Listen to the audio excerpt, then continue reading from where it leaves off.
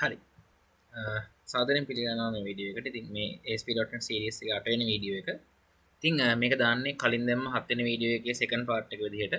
ඒ තමයි services and dependencies නැත්නම් dependency injection කියන කොටසේ ඊළඟ කොටස කතා කරන්න තමයි මේ යන්නේ. දැන් අපි කලින් කතා කරේ කොහොමද තනි service එකක් implement කරන්න කියන එක ගැන.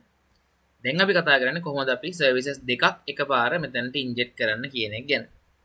හරි. අපි කතා කරමු මේක. ඉතින් අපි ඒකට අලුත් සර්විස් එකක් මෙතනට හදා ගන්න ඕන. ඉතින් මම හදනවා මෙතනින් ගිහිල්ලා මම ඉස්සරම new item එකක් විදිහට කලින් වගේම interface එකක් add කරගන්නවා. ඔයාලට මේක පේන්නේ නැතුව ඇති සමහර විට.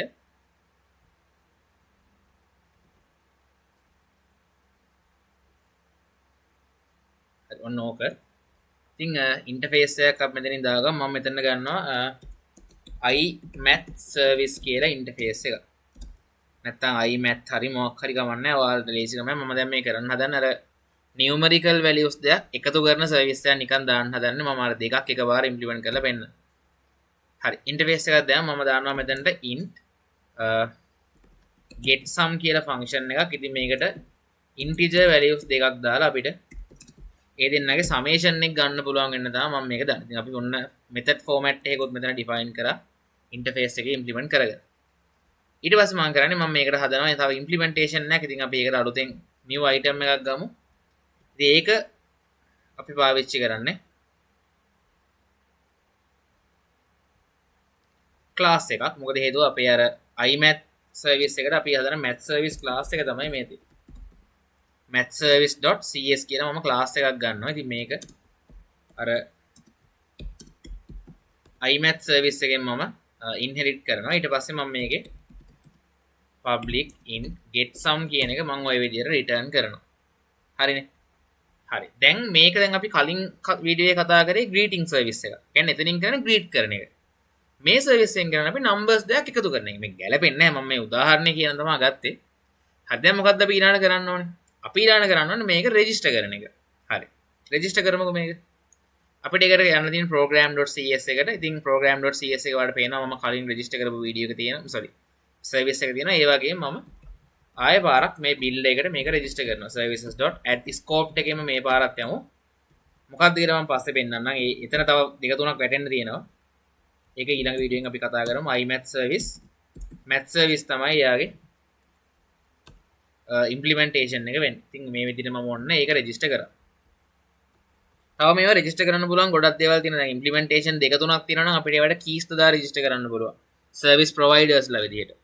ඒ වගේ ගොඩක් තියෙනවා. මම හැම එකම මෙතන කියලා දෙන්නේ නැහැ. ඔයාලට හොයාගන්න දේවල් ටිකක් තියෙනවා. ගොඩක් වෙලාවට යන්නේ බේසික් එකනේ.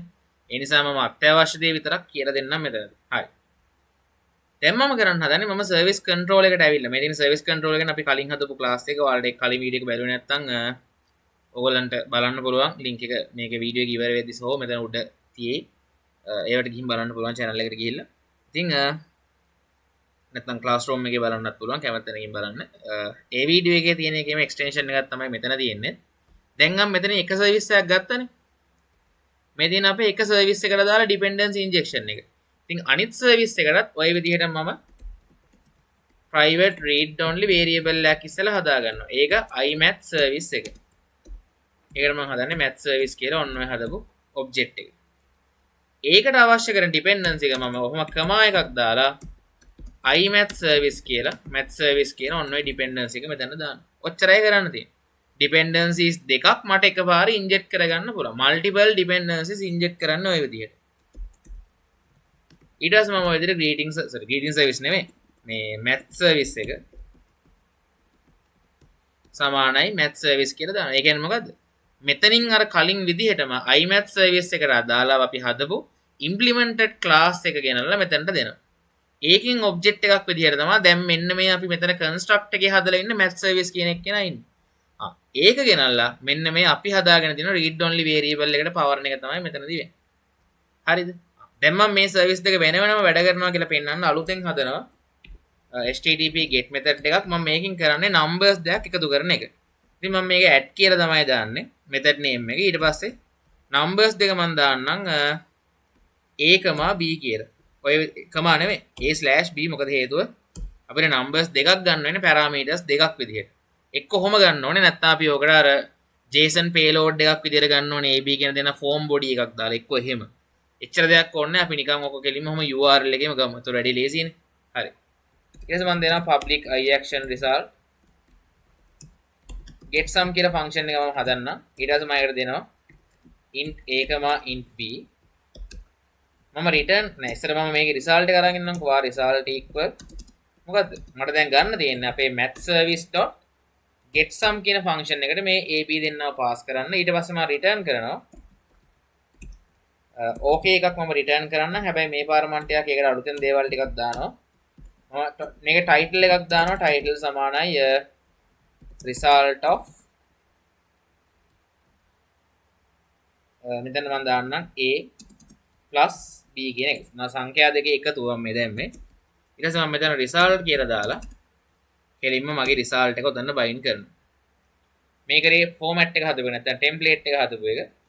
result කියන එක වචනයෙන් වදිනවා, a කියන එකේ ඉලක්කම් වදිනවා, ධන ලකුණු ආයේ ලකුණු විදිහට වදිනවා, b කියන එකේ ඉලක්කම් වදිනවා. හරි. ඒතර ඔක title කියලා තමයි පෙන්නන්නේ. මොනවා මම පොඩ්ඩක් format කරා. දැන් ඔයාලට පේනවාද මෙතනින් වෙන්නේ එක වැඩක් නේ. මෙතනින් වෙන්නේ greet කරන එක. ඒක වෙනම service එකක්, වෙනම වැඩ කොටසක්.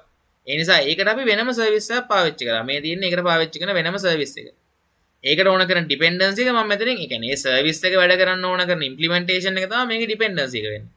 ඒක මම මෙතනින් inject කරා. කොහොමද අපි services වලක register කරලා තියෙන හින්දා. math services ටිකට අවශ්‍ය කරන දේවල් මම වෙනම implement කරා. ඒකට අවශ්‍ය කරන service එක මම මෙතනින් inject කරා. ඉතින් අපේ අවස්ථා දෙකකදී services දෙකක් තමයි දැන් මේ පාවිච්චි කරලා තියෙන අපේ එකම control එක ඇතුළේ.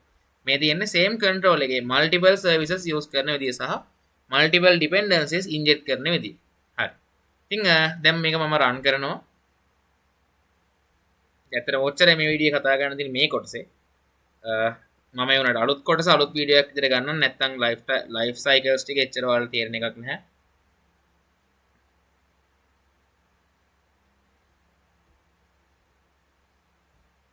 මම සර්ගේ UI එක මගේ ඕපන් කරා. දැන් ඔයාලට පේනවා මෙතන name කියලා මම හදපු අර end point එක තියෙනවා. මට ඒකට කැමති නමක් දෙන්න පුළුවන්. මම දෙන්නම් අනුර කියලා.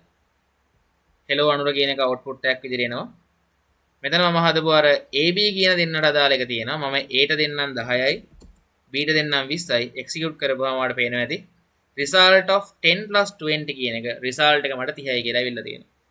ඉතින් ඔය තියෙන්නේ services දෙකක් parallelly නැත්තම් අපි parallelly නෙමෙයි අතරම එකට වැඩ කරන එක එක control එකක් ඇතුලේ services දෙකක් inject කරන්නේ කොහොමද? ඒ dependency inject කරන්නේ කොහොමද කියන එක තමයි මෙතන ඔයාලා දැක්කේ. හරිද? පැහැදිලිව බලන්න මේ තියෙන එක සර්විස් එකක් වැඩ කරන විදිය, මේ තියෙන්නේ අනිත් සර්විස් එක එකම කන්ට්‍රෝල් එකේ සර්විසස් දෙකක් වැඩ කරන විදිය. එතකොට දෙකම අපිට එකපාර මේ විදියට දාන්න පුළුවන්. ඒ කියන්නේ කන්ට්‍රෝල් එකේ මොකක්ද ඒකට කියන්නේ මේ කන්ස්ට්‍රක්ට් එකට අපිට ඕන තරම් සර්විසස් වලට අදාළ ඩිපෙන්ඩන්සිස් ඉන්ජෙක්ට් කරන්න පුළුවන්. ඒක තමයි මෙතන තියෙන වැදගත් දේ. හරි. ඉතින් මම ඔතනින් මේ වීඩියෝ එක නවත්තන්නම්. මොකද මේක ඊළඟ කතා කරන්න තියෙන්නේ ලයිෆ් ටයිම්ස් ටික. ලයිෆ් ටයිම්ස් ටික කියලා කියන්නේ මෙන්න මේ අපි සර්විස් රෙජිස්ටර් කරද්දී පාවිච්චි කරන ලයිෆ් ටයිම්ස්. ඒක මම වෙනම උදාහරණයකින් කියලා දෙන්නම්. මොකද ඒක ටිකක් විතර වෙනස් කතන්දරයක් තියෙන. ඒක ඔයාලට මෙහෙමම කරාට තේරෙන එකක් නෑ. ඒකට පොඩ්ඩක් වෙනස් විදිහේ උදාහරණයක් පාවිච්චි කරන්න ඕනේ. මම මේක වෙනම පාවිච්චි කරලා කියලා දෙන්නම්. ඒක ඔබ්ජෙක්ට් දෙකක් එහෙම හදලා එහෙම කරලා පෙන්නන්න ඕන. හරි. දැනට මම මේ වීඩියෝ එක මෙතනින් නවත්තනවා. මොනවා හරි ගැටලුවක් තියෙනවා නම් කන්ටැක්ට් කරගන්න. එතකොට කලින් වීඩියෝස් කලින් වගේම ඔයාලට මේ වීඩියෝ එකේ අන්තිමට පෙන්නයි ප්ලේලිස්ට් එක සහ අන්තිමට දැම්ම කලින් වීඩියෝ එක. කියන්නේ මේකේ part 1 එක නැත්නම් වීඩියෝ 7 එක. ඒවත් බලන්න අඩුපාඩු තියෙනවා. channel link එකක් පෙන්නයි. ඒකට ගිහිල්ලා ඔයාලට අවශ්‍ය දේවල් ටික බලා ගන්න පුළුවන්. හරි. එහෙනම් මම මේ වීඩියෝ එක මෙතනින් නවත්තනවා. අපි ඊළඟ වීඩියෝ එකෙන් හම්බෙමු. මොනවද මේ සර්විසස් වලට අදාළව ලයිෆ් ටයිම්ස් කියලා කියන්නේ කියන එක. හරි. එහෙනම් මම මේ වීඩියෝ එක මෙතනින් නවත්තනවා.